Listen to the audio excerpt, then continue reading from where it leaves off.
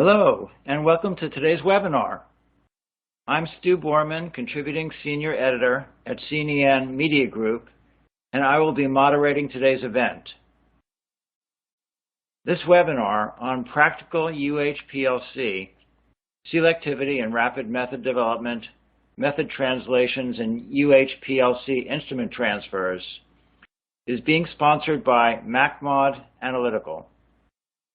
CNEN works with sponsors to identify topics of interest and value to CNEN's audience, consistent with CNEN's mission to provide news and analysis of the chemistry enterprise in a timely, accurate, and balanced fashion. During the webinar, you can adjust the size of the slides on your screen by grabbing the lower right corner with your mouse.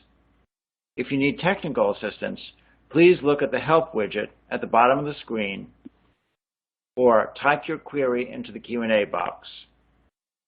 If you are disconnected during the webcast, please log in again according to the instructions you received earlier. You are encouraged to contribute to the success of this webinar by asking questions at any time during the presentation through the Q&A box on your screen. The questions will be answered at the end of the presentation, and as your moderator, I will be posing as many as time permits.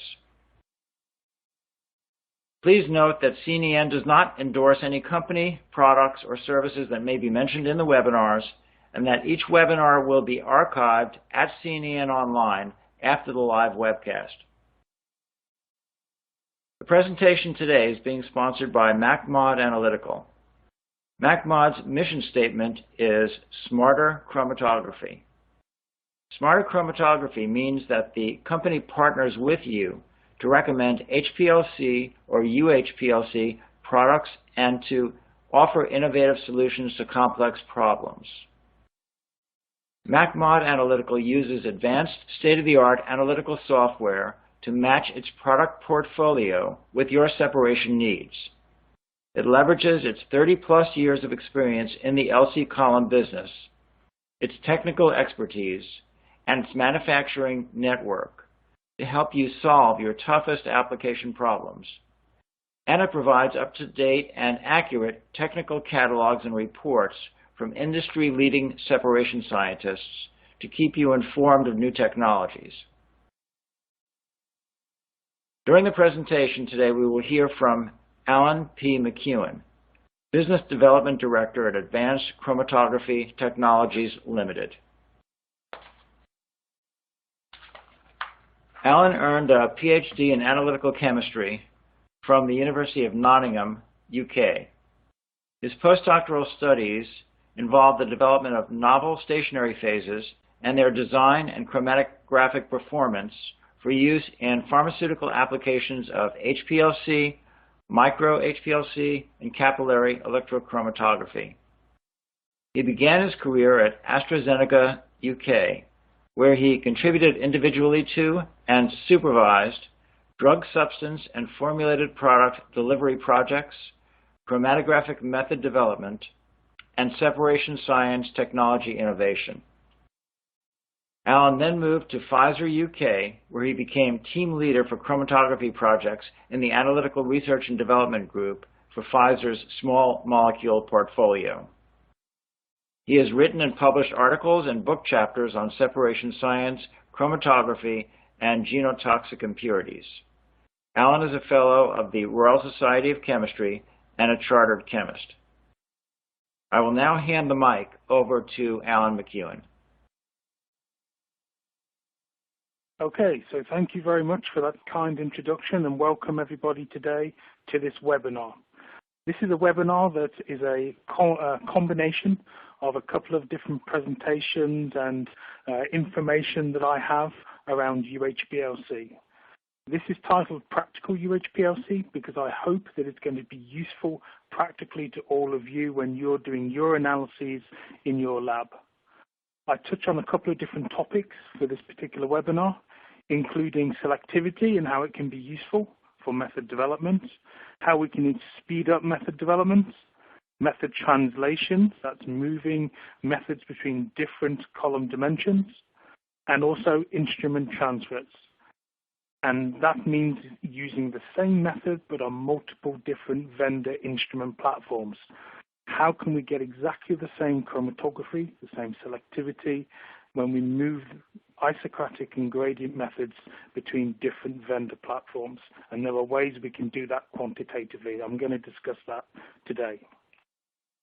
So moving on with the webinar, here are the contents of what I will cover today. First of all, of course, how can UHPLC help us? I don't want to go into the theory. That's been done very extensively elsewhere. I only have one slide that frames up why UHPLC can be helpful. I'll talk a bit about ultra-resolution separations, where we can combine multiple columns to improve the resolving power of our methods. And I'll also talk about practical hints and tips, housekeeping, things that can help you for your general UHPLC analytical laboratory. I'll talk a little bit about selectivity, and in particular about mechanisms of interaction for different column chemistries and how they can help you reach the method you're trying to develop more quickly. I'll talk about translating methods to different column formats, moving from HPLC to UHPLC, for instance, but also between different UHPLC platforms in terms of the column dimensions. And then I'll also talk about, once you've developed that UHPLC method you're very happy with, how do we move that method between different instruments, in particular different vendor instruments for isocratic methods and for gradient methods. So, how can UHPLC help us? Well, this is one slide that covers the theory of UHPLC. I'm certainly not going to go through it in detail, but essentially we all know that the number of theoretical plates increases as we reduce the particle size of the silica in our column. So for instance, approximately if we reduce the particle size of our HPLC, of our columns by 3 times, the efficiency increases by around about 3 times. So for instance, moving from a standard 5 micron particle to a 1.7 micron particle should give us approximately 3 times the efficiency of the original separation. Now we can also reduce the column length by around 3 times, and that should give us an also concurrent improvement in the runtime. And so we can see at the bottom of the slide there, for instance, we have a 150 millimeter 5 micron column is approximately equivalent in terms of performance to a 50 millimeter 1.7 micron column. But of course the big difference is the analytical runtime is considerably reduced. So an original 15-minute method will actually be around about 5 minutes. So that's all the theory that I'm going to talk about for UHPLC, but I've got other examples later which describe this in a little bit more detail from a practical perspective.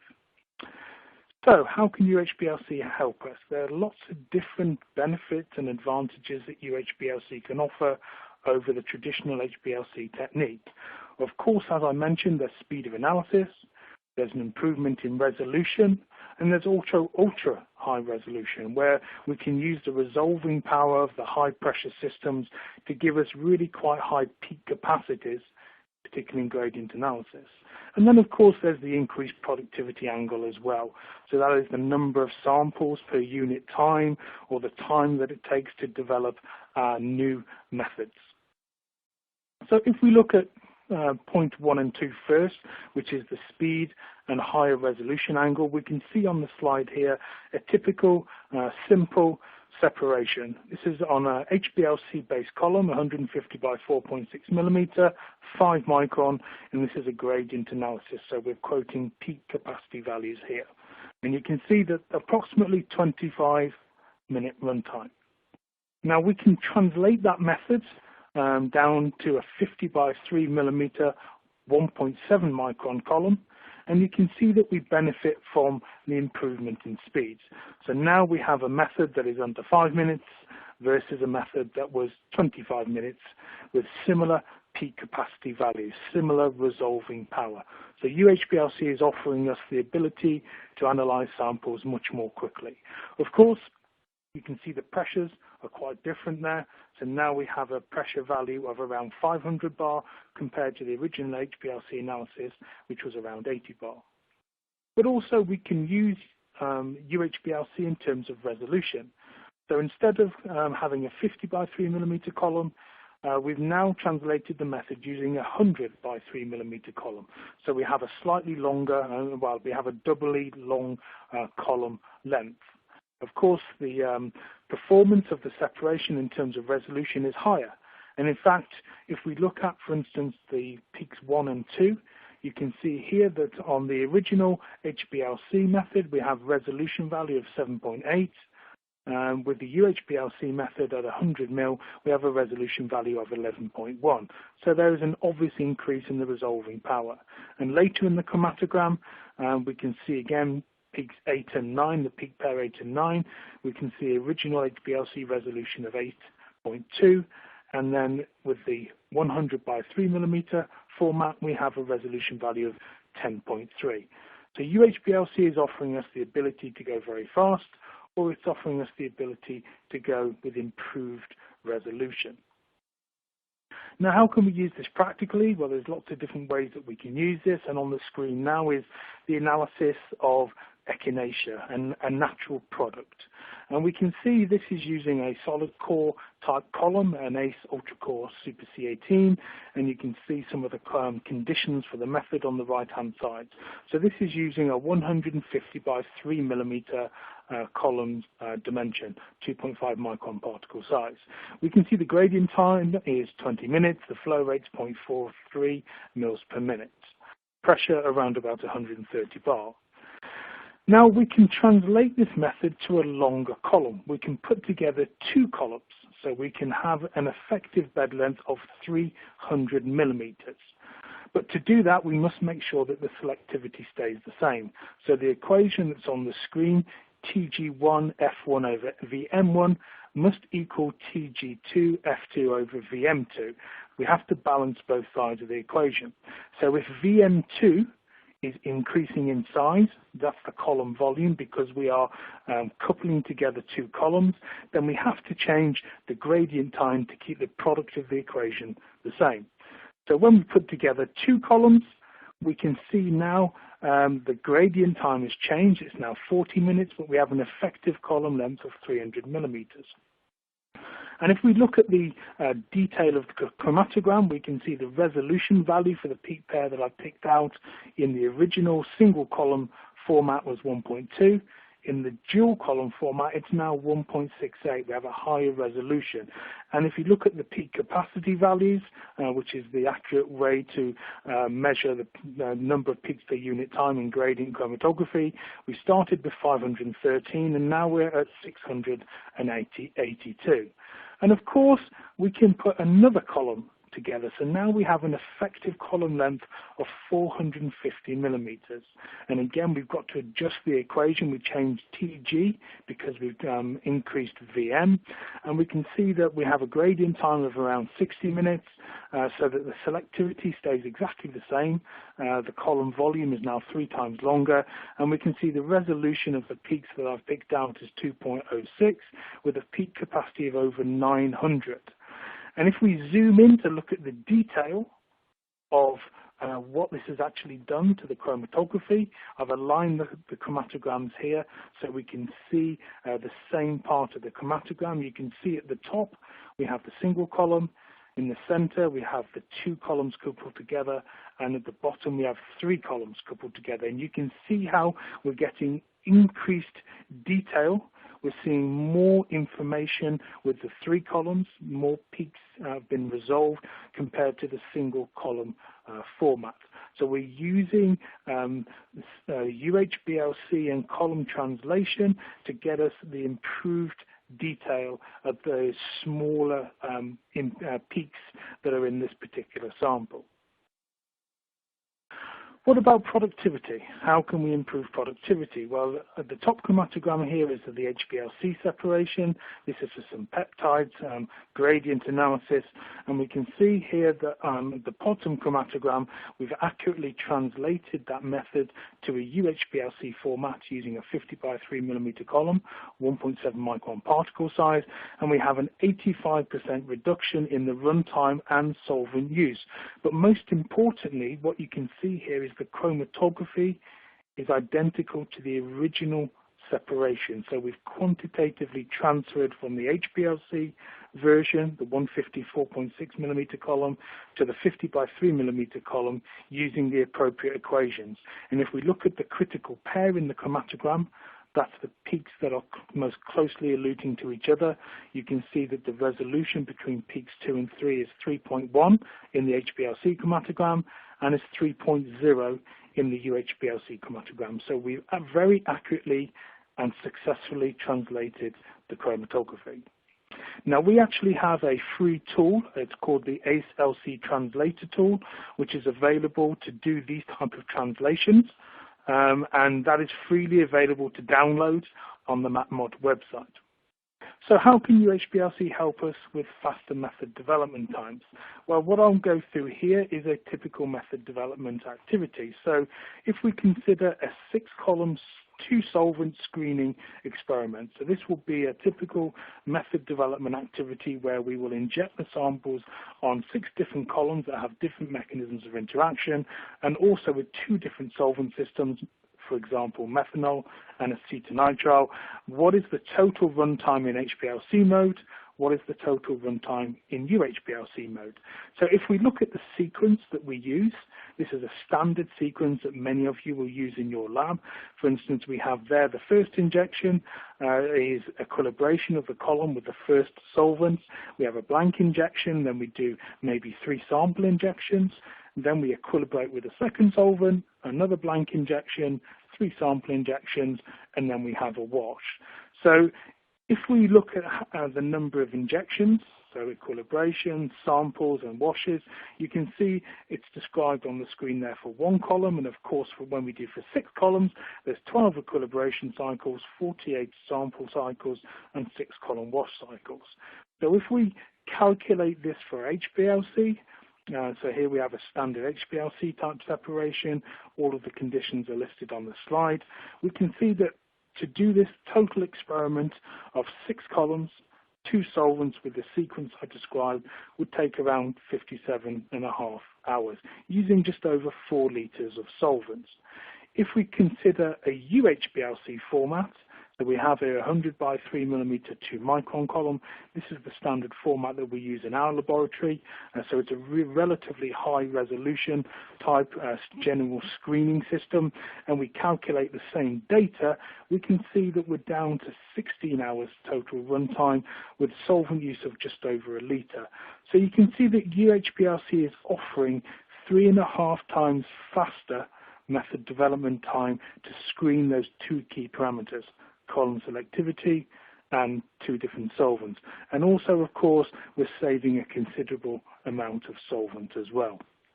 So just to summarize, UHPLC is offering us a considerable number of advantages, whether it's for speed, for resolution, whether it's for a very high resolution, or even method development total cycle time. So UHPLC is certainly a step in the right direction for many laboratories. If we consider some practical hints and tips that are generally relevant for the analyses and for your method development and general lab practices on a daily basis, there's a couple of things that are always worth mentioning.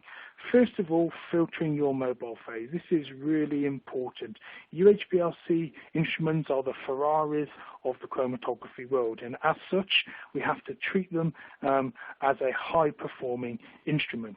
So filtering your solvents and filtering your samples is really quite important. It's important to filter through the appropriate type filtration systems and the appropriate membranes. You want to make sure you're reducing any bacterial contamination, microparticulates, dusts, and fines that may be in your laboratory environment just from everyday use of the lab. And it's always important to make sure you use the appropriate type of filter systems. And of course, the quality of your solvents, the last bullet point on that slide, is also really important. And that is your organic solvents as well as the water source that you use. It's important to make sure that your mobile phase reservoirs are sealed.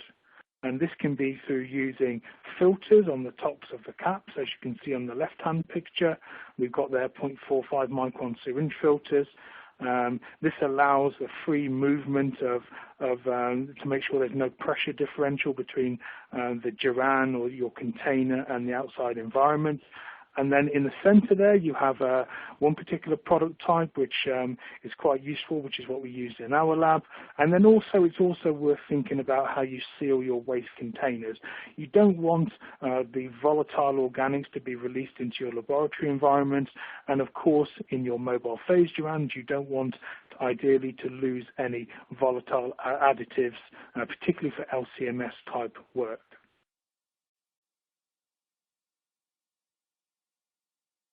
Bottled water and water from different reverse osmosis type systems is really important.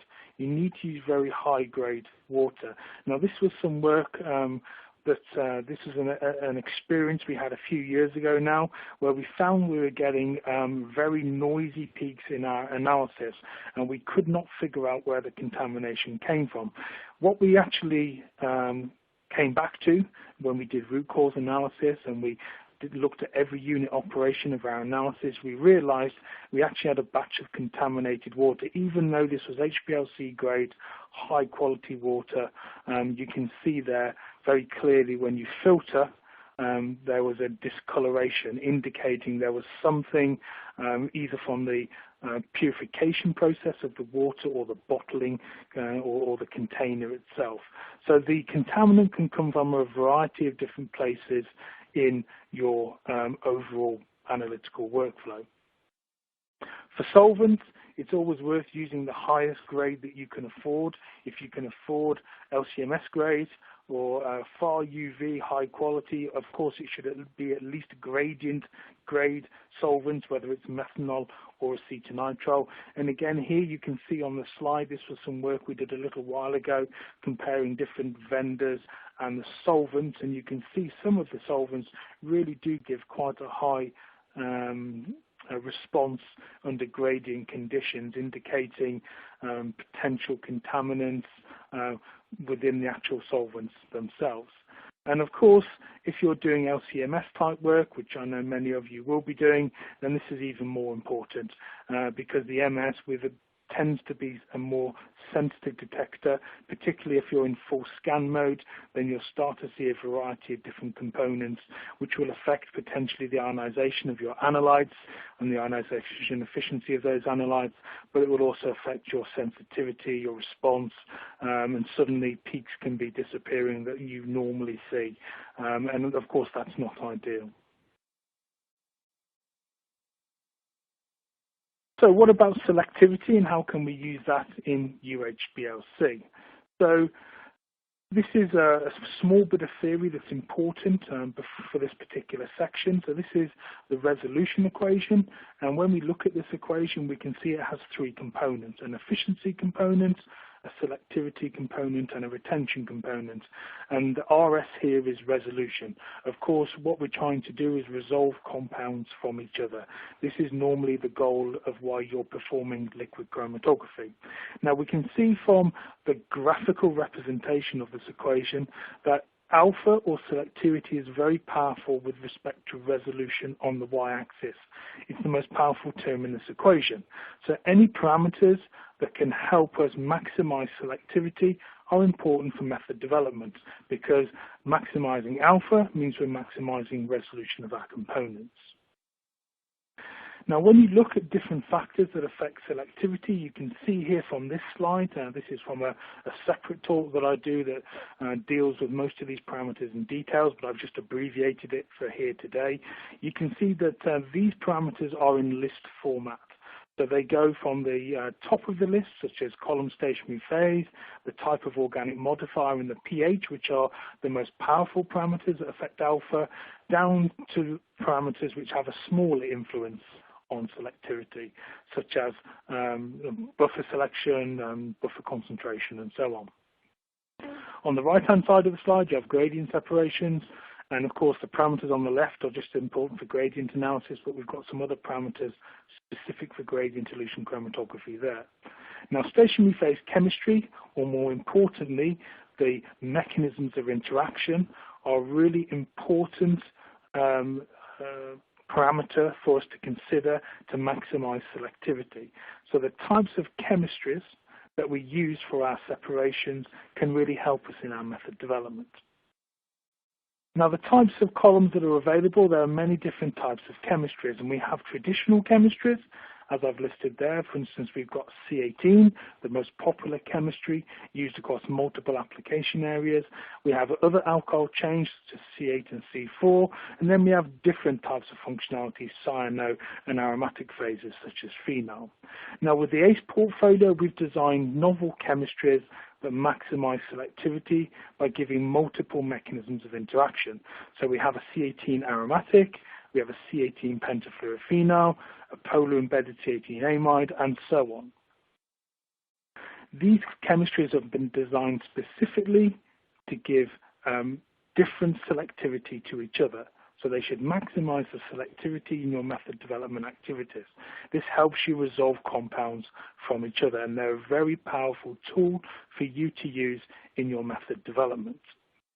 These chemistries, traditional and novel chemistries, are available in a range of different particle sizes, from UHPLC, such as 1.7, all the way through to semi-prep 10-micron format.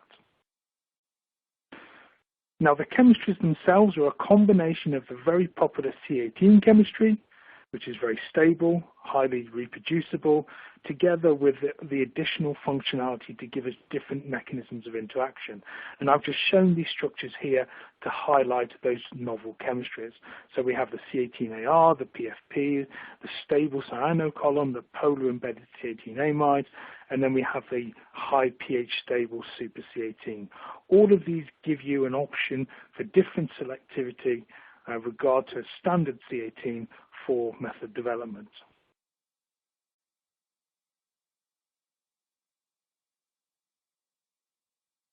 So how do we use these different chemistries for our method development activities? Well, what we tend to do is these chemistries have different mechanisms of interaction, and we can quantify these mechanisms of interaction using something called the Tanaka protocol, which I've cited on this slide here. Now, this is very similar to the Snyder-Dolan hydrophobic subtraction model, which is very popular in the US. Essentially, you perform a series of experiments that allow you to understand the weighting of different mechanisms with different column chemistries.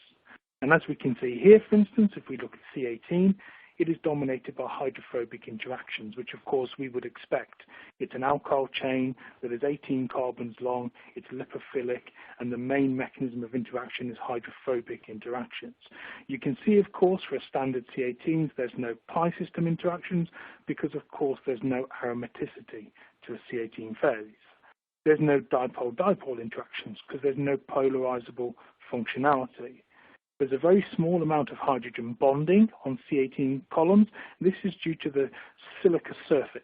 And then finally, many C18s have a degree of shape selectivity, and this is due to the high bonding density of the C18 chains onto the silica particle. Analytes can be discriminated on the way that they interact with those C18 chains. So C18 is the most popular phase used for many application areas.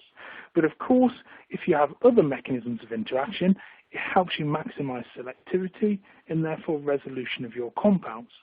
So the approach that we take in our lab and that we talk to many different people about is to use different column chemistries to give you different mechanisms of interaction to help you resolve the compounds of interest in your analytes. So we advocate column screening with a combination of different column chemistries and solvents as a way to explore selectivity and maximize the resolution of your compounds. So as an example, I have many, many examples to demonstrate this, but this is one example for today. We can see here this is acetaminophen, or paracetamol as it's known here in Europe, and 9 of its related compounds, impurities, process-related impurities, and degradants. And all we've done here is we have a 6-column switcher, and we have screened, using the sequence I told you about earlier, screened these different columns with the same sample to see what the chromatography looks like. How does the retention compare to each other? How does the elution profile compare to each other? This is using methanol as a solvent. first time round, and on the next slide it uses acetonitrile.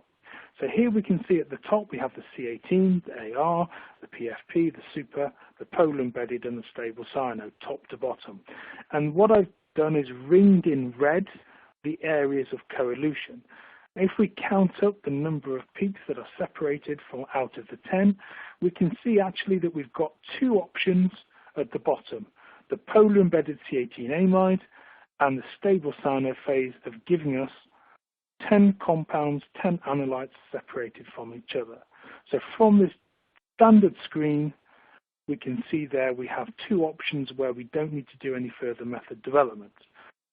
Now, perhaps the most important point about this slide is the fact that you can see here the standard C18, which is where 90% of analysts will have started. We have coelution of peaks 1 and 4 and 9 and 10. What would you do next? Most people would now need to start to method development, whereas if the screen had been performed, you've already got two options to move forward into optimization and validation. With the acetonitrile data, we have the same 6 columns, the same sample, the same method conditions, only using acetonitrile as the organic solvent. You can see we have the red rings again showing areas of coelution, and if we count up the peaks that are separated, with acetonitrile we actually have 4 options where we have complete separation. And again, if you combine together the number of options of separation with methanol, the number of options of separation with acetonitrile, there's actually 6 out of 12 options where we have separation of all 10 compounds from each other. Now, of course, it doesn't always work like that every single time, otherwise I'd be out of a job. There are still many examples where we need to do further method development. But the point I'm trying to explain here is I'm trying to get the column chemistry to do the work for us. I'm trying to make sure that we're using different mechanisms of interaction to maximize the selectivity of the separation. I can set this upon an instrument and I can walk away. I can let the instrument do the work. I can come back, review the data, and use that as my jump-off point for my next decisions in method development if I don't have a separation from the screen. And of course, with acetonitrile, again, you can see, even with a C18, we have a coelution between peaks 8 and 9, so some further work would be needed to give us complete separation. So moving on to the next section, sorry about that. Moving on to the next section, I'm going to talk about method translation. So this is where we have one column format. It may be a HPLC format, and we'd like to use the advantages of UHPLC, such as speed, to get us separations and analysis in a much faster time. I'll begin with isocratic translations and then move on to gradient translations. So the long and the short of the rule, the general principles for method translations is to keep a constant length to particle size ratio, L over dP. This should give you similar performance with respect to efficiency, selectivity, and resolution of your separation. So if we think about that in more detail, what that means, length over particle size, for instance, is for example, in the USP, a typical monograph may have a 300 by 3.9 millimeter. That should be 10 micron particle size. This is approximately equivalent to a 154.6 5 micron particle size. Both values, L over dP, are 30,000. Now, in this chart that I've drawn here, you can see we have column length on the x-axis and we have particle size on the y-axis. I've simply divided one by the other in Excel. And you can see the 300 by 10 micron is 30,000. It's ringed in red.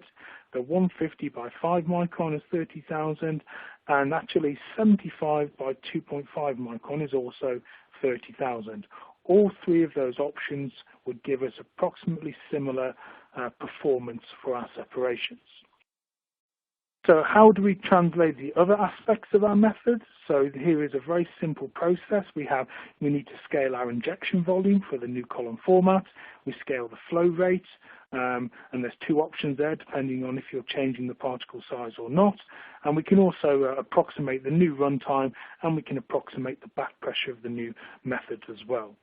So what does that look like practically? Well, here we have on the top an HPLC separation of some structural isomers using a 150 by 4.65 micron column, and the method conditions are in the table at the top of the slide. And then at the bottom there we have the UHPLC translated isocratic method. And we can see the UHPLC method is in the right-hand side of the table at the top. That's been accurately translated. And if we zoom in to look at the detail, we can see that the UHPLC method gives us a very similar, almost identical resolution between different peak pairs. And you can see the performance of the method, the efficiency of the peak that I've identified there, peak 6. You can see the number of plates is very similar too. That is an accurately quantitatively transferred isocratic method, which would give us the advantage of extremely rapid analysis time compared to the original HPLC separation. And we have some nice statistics there as well, where we can see we've reduced the runtime by nearly 90%, and we've reduced the solvent consumption by around 85%. Now we have this free tool that I talked about, so you can see the isocratic screen there. I inputted the data on the previous slide to give the accurate translation. This is free to download on the MatMod website, so please do download that resource and use it, and please give us any feedback. We're always happy to listen to your experiences with the tools and the information we're providing. So what about gradient translations? Gradient translations are a little bit more complex.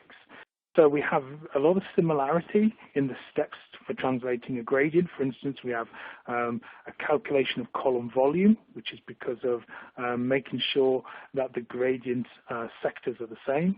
We have to translate the injection volume, the flow rate, and of course then we need to translate TG, which is the gradient time, to maintain a constant retention, K star in gradient analysis. And then we also need to consider the dwell volume to column volume ratio. This is particularly important when we're moving from large columns to smaller columns, and the impact of the system dwell volume on the small column volume. And I've got some nice examples to explain what I mean. So here we have a nice separation, HPLC of some peptides.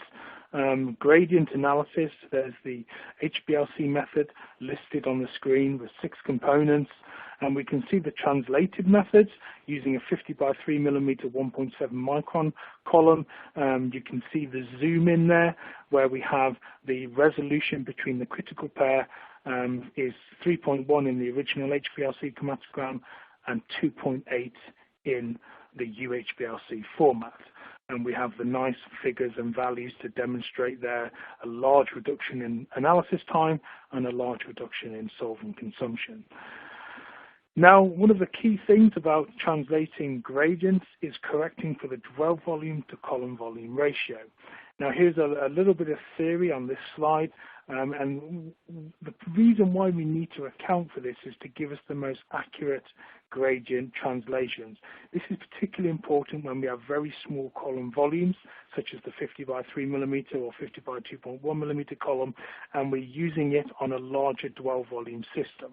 The effect in terms of the dispersion, the dwell volume, the large dwell volume on that smaller column volume can be particularly significant for analytes that are looped quickly in the new format. So we can use a correction to our gradient table using the theory that's on the slide here. You can see we have the dwell volume, VD, and the column volume values in here. And there's also, we take into account the new flow rate as well to allow us convert the overall value to time. Now, when we do this calculation, if we get a negative value, this means we need to delay the injection by a certain amount of time after the gradient starts. So we actually inject on the gradient. If we get a positive value when we use this calculation, this means we need to inject before the gradient begins. So we're essentially introducing almost an isocratic hold to give us the same chromatography. Now this is always better illustrated with practical examples, so I'll show you some data now which helps us understand the point. So here we have a nice HPLC separation. This is a related substances separation. We have the principal component, which is peak 3, and we have impurities separated nicely using this gradient analysis. We can see resolution between peak 3 and peak 4 is 5.2. Now we can calculate the factor that we've got to use based on the column volumes and the dwell volumes of the different systems and the flow rate, and we can see here that we have to actually delay the ingredient into 0.62 minutes after the gradient started. So we're actually injecting on the gradient. We start the run, and then using an injector program, or depending on your instrument software, you can program this value in, and then the injection actually happens a certain way into the gradient. So let me show you what that looks like. So here you can see we delay the injection by 0.62 minutes, about 40 seconds or so, and then you can see here we get exactly the same chromatography on the new format. Now if we don't delay the injection, what happens? Well, you can see here we get a difference in the chromatography. We lose the resolution between the principal component and the peak 4, which is on the tail of that principal component. So sometimes the VD over VM value can be really quite influential when we're moving methods around between instruments and between different column formats. Now, luckily, all of this is taken care of in the free ACE translator tool. So all of these values and calculations are performed within the spreadsheet, which is freely downloadable on the MapMod site, including this VD over VM ratio calculation. So how do we transfer methods between different instruments? So the situation we have here is where we have developed a method, we're happy with the method, and we want to give it to our colleagues, maybe in the next lab, or maybe in a different part of the country, or maybe even a different part of the world. Maybe they're using the same instrument, maybe they're using a different instrument, a different vendor, maybe they're using a binary, you're using a quaternary system, or whatever. How do we make sure we get the most accurate method transfer? If the method is an isocratic method, then essentially there are virtually no changes required, because between different instruments there should be pretty much broadly the same chromatography achieved. The issue is when you're trying to transfer gradient methods between different platforms and there's a difference in the dwell volume. So what these next few slides discuss is how we account for the differences in dwell volume between different instruments, because of course the flow rate, the injection volume, the gradient table and gradient times, all of these things stay the same because you've developed your method and you're happy with it. So here we have an example of an isocratic transfer between two different instruments, and you can see, I'm not going to go through all the details of the values, so we have two different systems here, two different UHPLCs, and you can see for the isocratic separation, the peak, the alpha, the selectivity values are very good, the retention values are very good. We would be very happy with that method transfer. That would be a good method transfer. Now, what is dwell volume? So what about gradient method transfers? Well, dwell volume is the point which I've highlighted in yellow here, at the point at which your solvents mix to the head of the column, to where the solvents enter the column. Now, on the screen at the moment is a binary system, so it has two pumps. One pump pumps mobile phase A, one pump pumps mobile phase B. Typically, binary systems have a lower dwell volume than quaternary systems. And here we have a quaternary system. Typically that has a proportioning valve, so you can see there the proportioning valve. It then has a mixer. It normally has a single pumping system which goes through then the injection system, depending on the vendor, to the head of the column. Quaternary systems typically have higher dwell volumes than binary systems. So depending on the instrument that you developed your method on and the instrument you're moving your method to, there could be quite a big difference in dwell volumes. And it's important to account for that when you're transferring a method so you get the same chromatography. Now, of course, because it's the same method, the gradient time, the flow rate, and the column itself, and therefore the column volume, of course, all stay the same.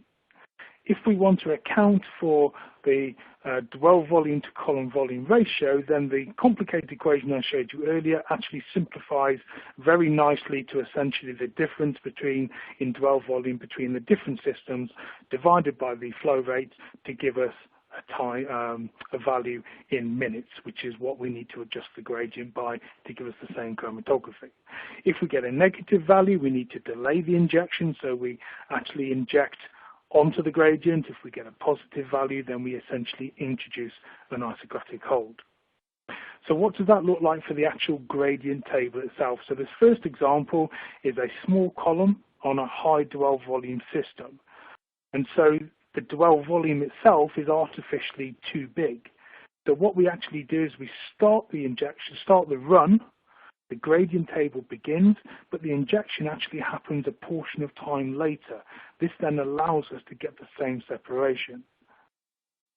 So this is when we have a negative value using that calculation. When we have a positive value, we actually have to inject before the gradient begins. We essentially extend the isocratic hold. And this will make sure again that we get the same selectivity and the same separation. But let me show you an example to illustrate the points. So here we have a UHPLC separation of some vanillins, and you can see I've deliberately chosen this chromatography because the peaks are looped very close to each other. And what this means is any small change in the chromatography we should see quite clearly. There's not large spaces between the peaks. So what we're going to do for this particular example is transfer the method from UHPLC instrument 1 to UHPLC instrument 2. Instrument 1 is a quaternary system, so it will have a high dwell volume. Instrument 2 is a binary system, so it will have a lower dwell volume. You can see I've actually included the calculation on the screen. So the instrument 1, the quaternary, has a dwell volume of 574 microliters, and instrument 2, the binary, has a dwell volume of 202 microliters. So we calculate the value, and you can see that when we calculate and divide through, it indicates a positive value, 0.29 minutes. This means that we actually have to introduce a slight isocratic hold to the analysis to give us the same separation. So what does that look like practically? Well, here we have the original separation, UHPLC separation at the top, and if we don't introduce the isocratic hold from the calculation, you can see the chromatography on instrument 2 is different. You can see we've lost the resolution between the peaks. It's gone from 1.7 to 1.0. There are differences in the chromatography. If we were transferring this method, this would not be acceptable, of course. If we introduce the isocratic hold from the calculation into the gradient table, you can see on the same instrument, UHPLC instrument 2, with that small adjustment, by essentially injecting early before the gradient starts, we actually get the chromatography almost identical to what it was on the original instruments. So we've accounted for the VD/VM ratio, and it's given us a very accurate transfer of that method. So the selectivity is restored. And all of this is included in the method transfer tab in the free to download ACE transfer and translation tool. So please do have a look at that and see what you think and let us know. So if we take that original vanillin separation, which is in the middle here, you can see the original method. We can transfer this to the same type of instrument, the same vendor instrument. But this is the difference between the original methods on a quaternary, and this is now on a binary system. And then we can actually change vendor. So now this is a different UHPLC instrument with a different dwell volume, and you can see we get exactly the same separation again. And then we've actually got a third different UHPLC vendor instrument here, and now we get exactly the same chromatography again. So we've got two different types of instrument here, a binary and a quaternary, and three different vendors. And you can see this very close chromatography has been quantitatively transferred between all of those different platforms. So just to bring that all together and finish up the presentation just about on time with a little bit of time for Q&A, hopefully what you've heard today is that UHPLC can provide us some benefits.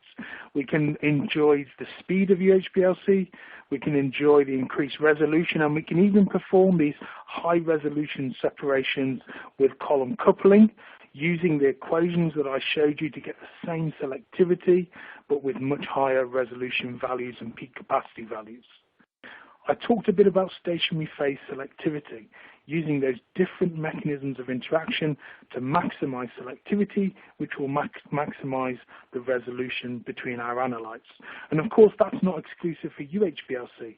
From a selectivity perspective, that concept holds also for HPLC. I talked about the different novel chemistries that we've designed to give multiple modes of interaction. These help us maximize selectivity and therefore resolution. They are excellent choices for method development.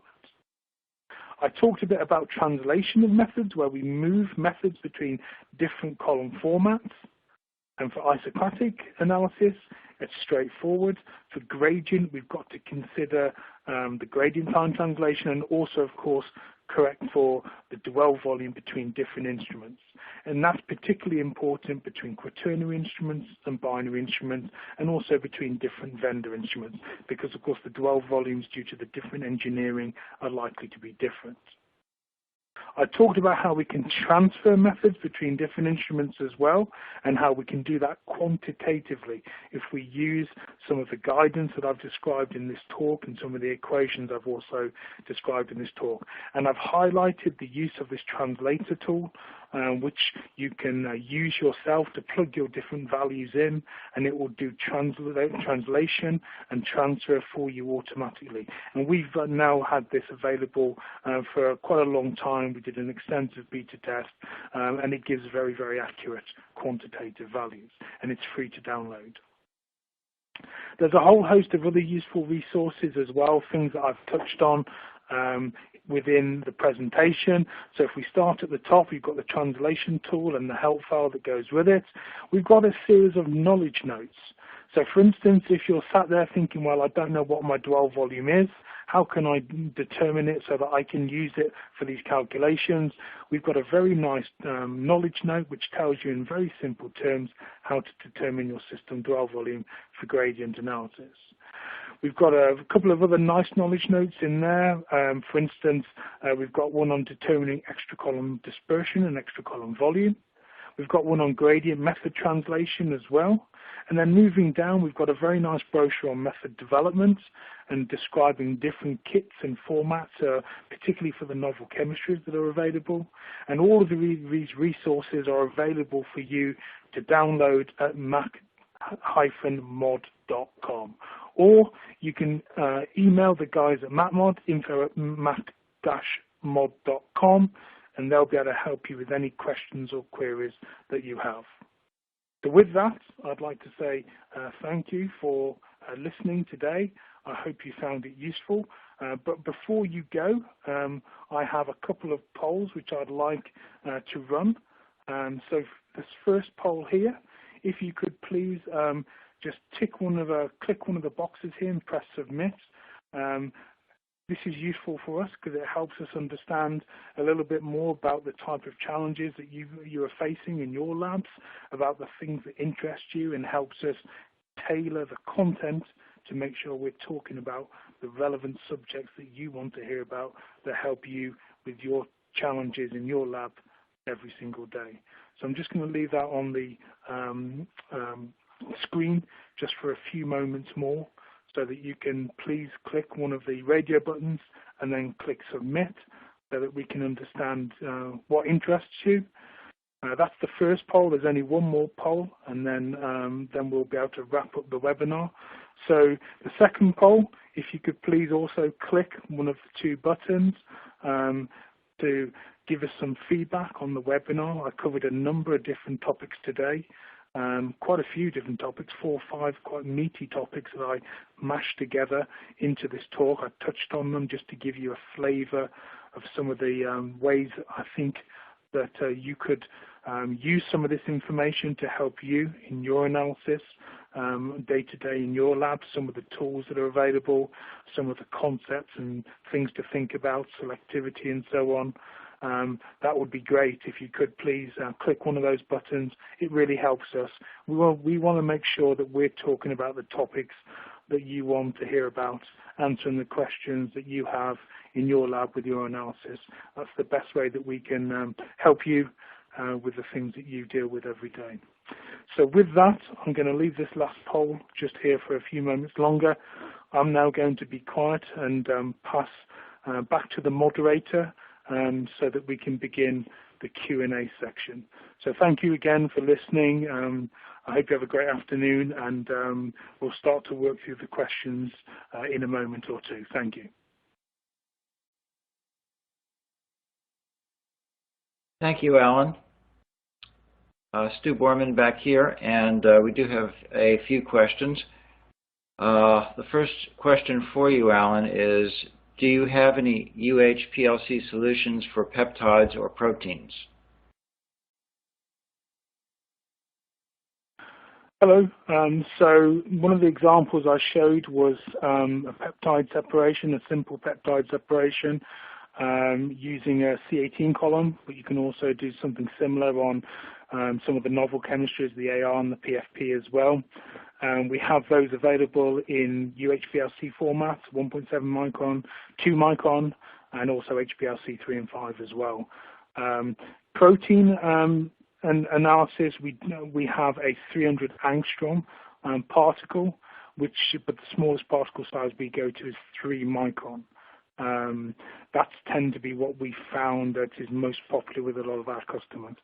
But again, we do a C4 type chemistry for sort of larger proteins, larger than 8 kilodaltons, for instance. That's probably the most appropriate type of stationary phase to use in that type of protein analysis. Thank you. Do UHPLC columns need to be replaced more often due to higher pressure in these systems compared to normal HPLC? In my experience, no. It's interesting because I think it's a perception. The thing is about UHPLC columns is you have to think, if possible, in column volume and not in time. The number of column volumes between HPLC and UHPLC, we design and manufacture our columns to give at least 20,000 column volumes performance. Now that can be 1,000 injections or 2,000 injections depending on your runtime. What you've got to remember is you typically do more sample analysis, more throughput of samples with UHPLC because of the reduced runtime. So if you have an HPLC column that lasts a month and your UHPLC column lasts only 2 weeks, what you've got to do is not think of it in terms of time, but think of the number of columns, number of column volumes, and the number of samples that you've analyzed through that column, because they should be the same, at least the same, if not better. But you can't think of it just in terms of time, because you may have done 10,000 samples in a month with HPLC, but you might do 10,000 samples in 2 weeks with UHPLC because the column volume is smaller and the analysis time is so much less. So you need to think of it in terms of column volumes. But no, to answer the question directly, UHPLC columns should not last less time than HPLC columns. Okay, and can UHPLC columns be used in normal HPLC systems? Can. So it depends on your instruments. Obviously, you're going to have pressure limitations. If you're using a longer column with small particles, then just straight out the box, you could be 500, 600, 700 bar easily. And obviously, most HPLCs or older HPLCs have a maximum pressure of 400 bar. Many HPLCs nowadays have a pressure of 600 bar as a minimum, but you could easily still go above that. There are lots of examples, and we have lots of examples where we're doing separations on 30 millimeter length columns, the 3 centimeter columns, and 50 millimeter or 5 centimeter length columns with 1.7 and 2 micron particles. You can, depending on your gradient conditions, use this on, for instance, maybe a 400 bar and certainly a 600 bar instrument, but it really does depend on your mobile phase and on your system, the type of this instrument you have. Okay, thanks. And another question, will adding an external mixer to a UHPLC system reduce noise for gradient analysis? It can do. I mean, many of the way that UHPLC instruments are designed nowadays is typically the ripple, which is what is measured in lots of performance qualification of instruments, is typically very good. It's very low on most of the UHPLC instruments. I'm assuming you're talking, this question's about LCUV as well, as opposed to something like LCMS. The issue that, so yes, it can do, but a lot of times I haven't come across examples where there's been a very noisy baseline requiring further dampening, if you like, which is what this extra mixer would do. The only thing you've got to remember with an extra mixer is you're adding extra volume depending on where you put it in your flow path. So you need to make sure that you account for that if you're doing gradient analysis or you're developing methods for somebody else and then giving them your methods, because that will have an effect on the chromatography of the system that's receiving the method, because the dwell volumes are unlikely to be the same. So yes, it can smooth out if you really do need it even smoother. I haven't come across many examples. Most of the engineering for UHPLC is very, very good, so the ripple is very low. But if you do need to use it, you need to use it. Just be aware of the potential extra volume introduction implications. Okay, I have a question here. What is the suggested maximum injection volume on a 1.7 micrometer column, 50 millimeters, 2.1 millimeter diameter?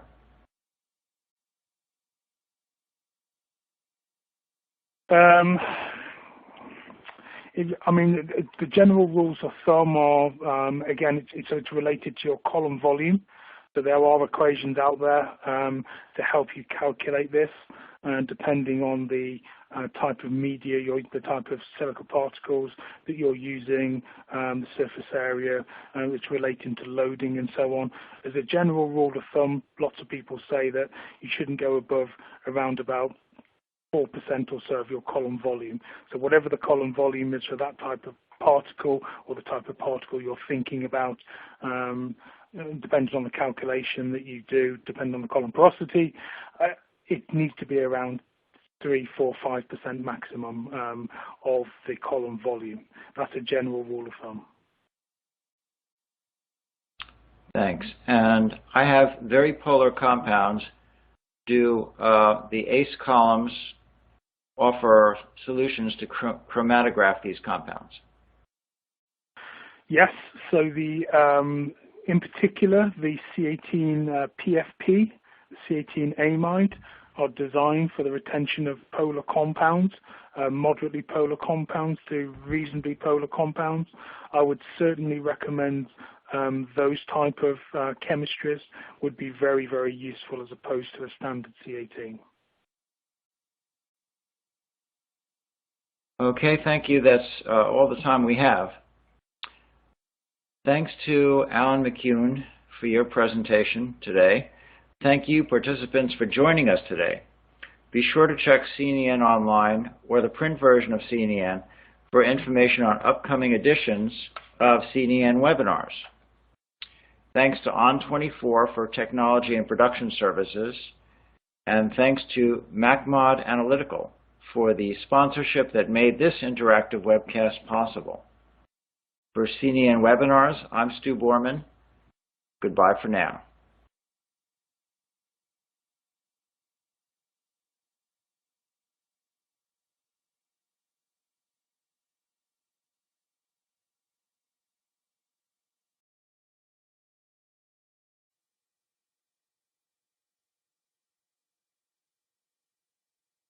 Hello, and welcome to today's webinar.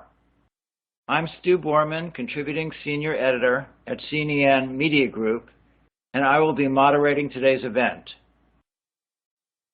This webinar on practical UHPLC, selectivity and rapid method development, method translations, and UHPLC instrument transfer